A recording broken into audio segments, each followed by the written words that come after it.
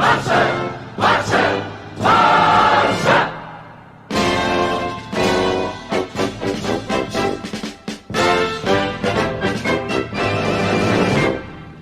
guys, welcome to Guardiola'S United.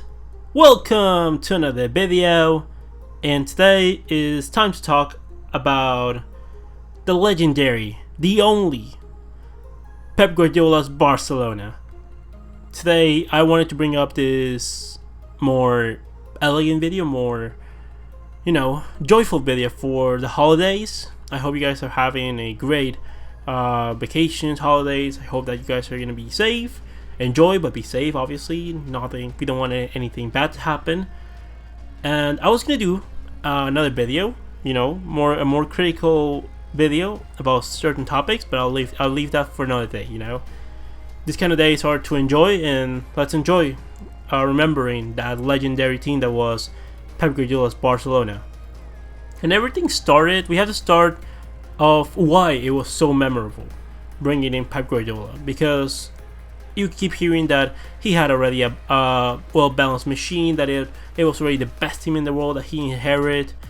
And to be honest, that is not true. He did not inherit the best team in the world, because we did not win anything in 2 years before Pep Guardiola arrived. With Frank Rijkaard, we had the winning cycle of the likes of Ronaldinho, Deco, and those kind of players succeeding.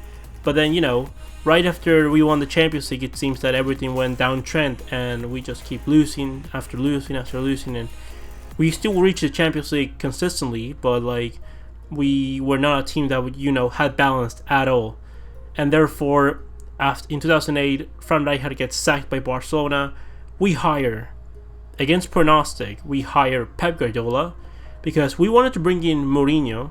And on the 17th of June 2008, Pep Guardiola is announced and presented as Barcelona manager after only being 1 year coaching the B team. And this is so important for Barcelona because he wasn't the first option. I remember it was Mourinho. They wanted to bring in Mourinho, and the Camp Nou wanted Mourinho. And if you think about it right now, you might be like, why? What? Yes. If you ask everyone back then, most of them wanted Mourinho. But thanks to Laporta, that trusted in Cruyff recommended Guardiola, and therefore Guardiola was our manager for the next coming winning cycle that we would come all to know and love. And it started with the press first conference, where Guardiola made very clear that he wanted Ronaldinho, Deco, and Eto'o out of the team. Unfortunately, he was not able to get rid of Eto'o. I'm sure that we all know that this is true, because he didn't even give them a chance. Ronaldinho and Deco out. Eto'o the next season was out. We even had to do that crazy deal with Ibrahimovic because no one was willing to take Eto'o. But just as long as he could take Eto'o out, Guardiola was his primary requirement. He still had a good season. I'm not gonna deny that he had a really good, important season for us in the 2008-2009 season.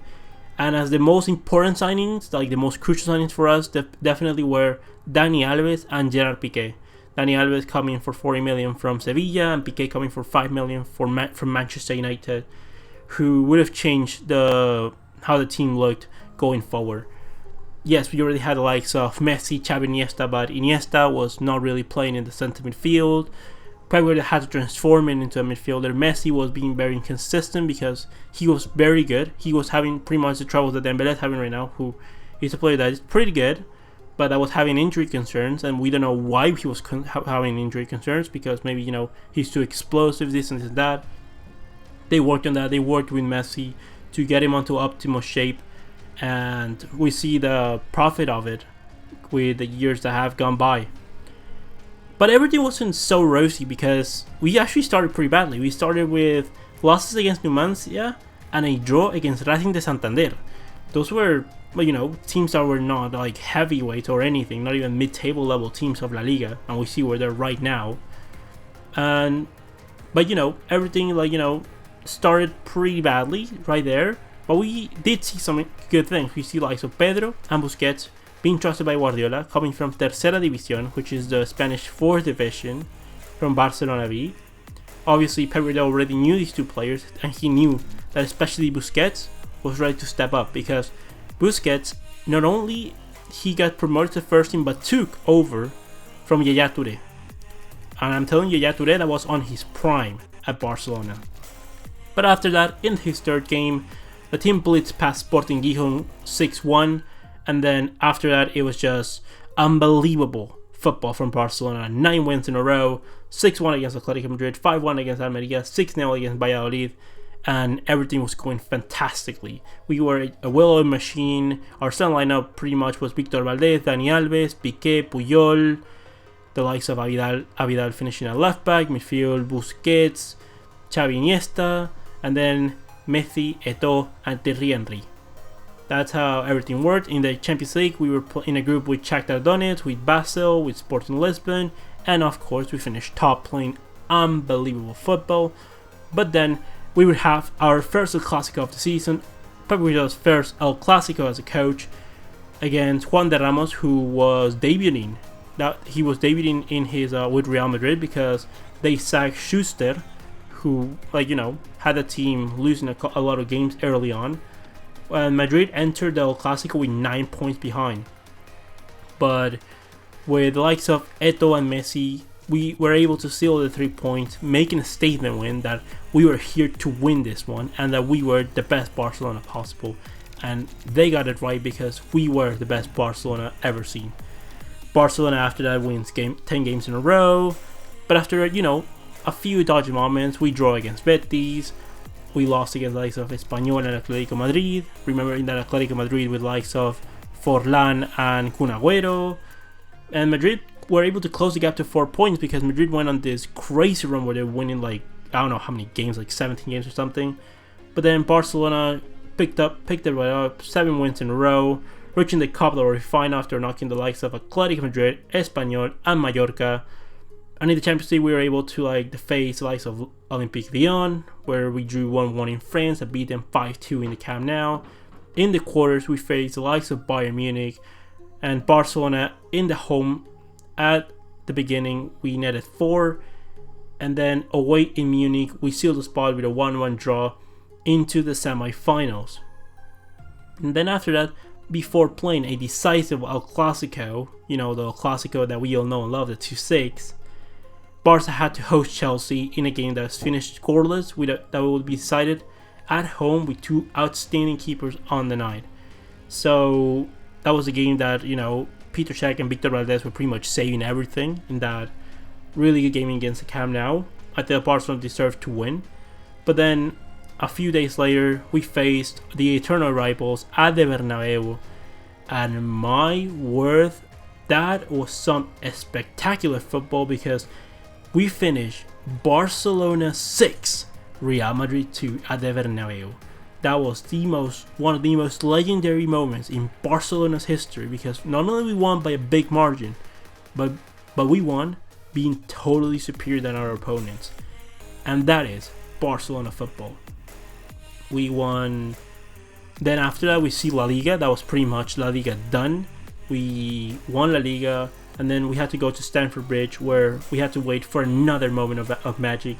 El Iniestazo that will send Barcelona through to the Champions League final after long-awaited years, a really long season. 3 weeks later, we are crowned La Liga champions in a game that we entered against Mallorca, playing, knowing that we already won the league in that day, so we lifted the La Liga trophy that day. And after that, we won the Copa del Rey final against Athletic Club de Bilbao. And in the next couple days after that, it was the moment that we were waiting for. The Champions League final, Barcelona facing Manchester United in Rome, the first of Messi-Ronaldo clash, and then where Barcelona reached dreamland, winning the treble with unbelievable football. We, the mythical goal from Lionel Messi, likes of Samuel Eto'o. We finished 2-0, and it sealed an unbelievable treble. But then after that, we had the 2009-2010 season, where we had, Eto'o went out for Ibrahimovic plus money. Then the season started with the likes of the Spanish Super Cup against Athletic Bilbao and the UEFA Super Cup against Shakhtar Donetsk. We won both of them. That was good, very good from us. And then at the end of the year, beating Estudiantes de La Plata, winning the Club World Cup to reach a milestone that has never been done ever before, the sextuple.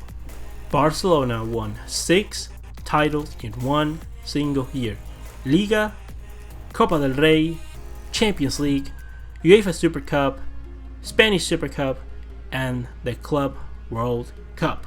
The team improved with the likes of Bojan and Pedro taking over Henry and Ibrahimovic in the second part of the season, because, you know, Ibrahimovic and Henry weren't working that well. Then Guardiola thought that, hey, let's put in Bojan and Pedro, and who would have known, they worked really hard, and with Messi's quality that was more than enough to, you know, improve in the latter stage of the campaign. Barcelona won again they won in the UCL their group against the likes of Inter, Rubin Kazan, Dinamo Kiev, but then lost to Inter in the semifinals after beating Stuttgart and Arsenal in the round 16 and quarterfinals respectively.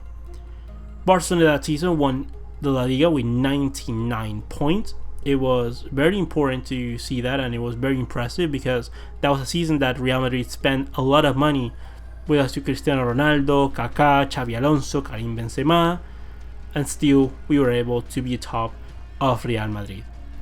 But then in 2010-2011 season, Barcelona did another unbelievable season. First by getting Ibrahimovic and Yaya Touré out of the team, and in comes the likes of David El Guajevilla and Javier El Jefe Mascherano, who were incorporated from Barcelona, Villa from Valencia, Mascherano from Liverpool, and then soon after that the victory in the Spanish Super Cup against Athletic Bilbao. It was unbelievable. It was a really good performance from Barcelona overall. It was legendary that season because in November 11, Madrid being leaders, entering the game leaders against Barcelona, and we went ahead and beat them 5-0 in the Camp Nou. The game where the likes of Villa, with the likes of Messi giving assists, Villa and Pedro scoring. We played them out of the park. We were unbelievable. Another masterclass performance from Barcelona, from Pep Guardiola's Barcelona. And soon after that, the Ballon d'Or Gala arrived, with the only time that this has ever been done that La Masia graduates entered the podium. Iniesta, Xavi, and Messi, with the latter finishing as the winner of the Ballon d'Or. In Europe, we were able to beat the likes of Arsenal, Shakhtar, and now Mourinho awaited in the semifinals. Again, in that double El Clasico, we played 4 El Clasicos in the space of 2 weeks, with Messi giving Barca the victory. Messi with that Messi run that took out every single player, went past Real Madrid, and won that El Clasico for us during that season in the Champions League semifinals.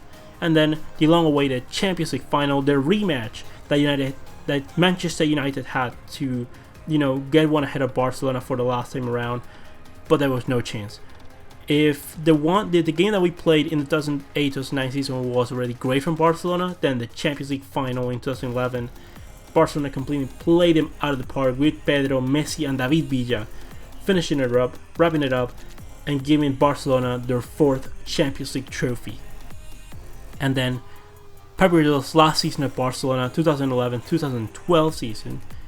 In the summer, the club brought reinforcements like Fabregas, like Alexis Sanchez, and we won another Spanish Super Cup with a heated aftermath that we had to face the likes of Real Madrid, because, you know, it was all those games between Guardiola and Mourinho were always very heated, and we would have known that at this moment I would be missing that. I miss those Mourinho, Pep Guardiola moments, those heated Barcelona Real Madrid moments at this moment in time. And then after that, we won the UEFA Super Cup and the Club World Cup, but unfortunately in the game against Santos, we would have lost David Villa at that moment of the season, and we would lose him for the remaining of the season.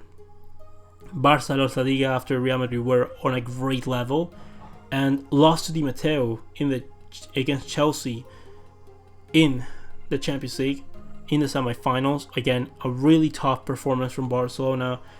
A lot of bad luck went our way, but, you know, a decent display from Chelsea. Di Matteo were able to knock us out. And Guardiola, after losing 2 trophies, he announced that he would be leaving Barcelona at the end of the season, but not before winning the Copa del Rey against Athletic Club, and that would be finishing a career of a manager that managed for the club 247 games, winning 170 games, tying 47, and just losing 21, winning 14 titles along the way with the best football in history. And to that I have to say that thank you, Guardiola, because that's what the Camp Nou have to say. In the 5th of May of 2012, the Camp Nou say goodbye and thank you to his ever greater coach that managed the best team in history, Pep Guardiola's Barcelona. And that is the story of Pep Guardiola's Barcelona. That is the story on how we were able to conquer Europe, to conquer everything, Spain, Europe, and still from today, we are still playing with pretty much the players that Pep Guardiola gave us, at least the way that Pep Guardiola gave us. We've changed a few things along the way, but all success after that is being thanks to Pep Guardiola and to the managers that are being able to change a few things, but pretty much leave all the same. So, if you ask me, would I bring back Pep Guardiola? Undoubtedly. Our best ever manager, building the best ever team. He built that team. He wasn't given to him. He had to transform those players into the players that they end up being at the end of the day. Having said and done, leave me all your opinions in the comment section below. What do you think of this? What do you think of Pep Guardiola's Barcelona? Do you think it's the best team in history? Leave me all your opinions in the comment section below. Comment, like and subscribe, and I'll see you next one, Blaugranas.